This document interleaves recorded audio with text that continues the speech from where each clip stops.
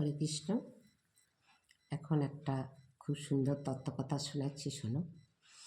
এই যে আমার গোবিন্দের রাসলীলা হয়েছিল যখন, তখন যে গোপীগণ প্রতীক্ষা করেছিল এই রাসলীলার জন্য, তারা কে জানেন? তারা হচ্ছে ত্রেতা যুগের ঋষিগণ, 60,000 ঋষি। এবং এই 60,000 ঋষি হচ্ছেন ব্রহ্মার পুত্র। তাদের উচ্চতা ছিল এই বুড়ো আঙুলের সমান।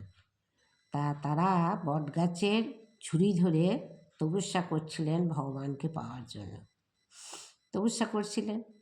ইত্যে অবসর সেই বটগাছের পাশ দিয়ে ত্রেতা যুগে যখন রামচন্দ্র আবির্ভূত হয়েছিলেন, তখন ওইদিকে পেরিয়ে যাচ্ছিলেন।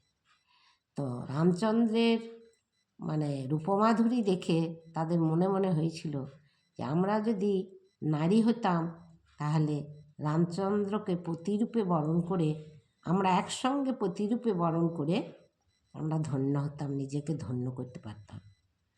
দিয়ে তারপরে সেই মুনিরা, ঋষিরা বলল যে প্রভু, আপনার সীতামায়ের খুবই ভাগ্য ভালো যে আপনার মতো পতি পেয়েছে। আমাদেরও এইরকম ইচ্ছা মনের মধ্যে জাগছে। তখন রামচন্দ্র বললেন, শ্রীরামচন্দ্র আমার প্রভু বললেন যে এ যুগে তো সম্ভব নয়, তাহলে আমি দাপরে আমি শ্রীকৃষ্ণ রূপে যাব। শ্রীকৃষ্ণ রূপে যখন যাব, তোমাদের সঙ্গে রাসলীলায় মিলিত হব, তোমাদের মনোবাসনা আমি পূর্ণ করব। তা সেই ঋষিগণই হচ্ছেন এই দাপরের হচ্ছেন গোপীগণ।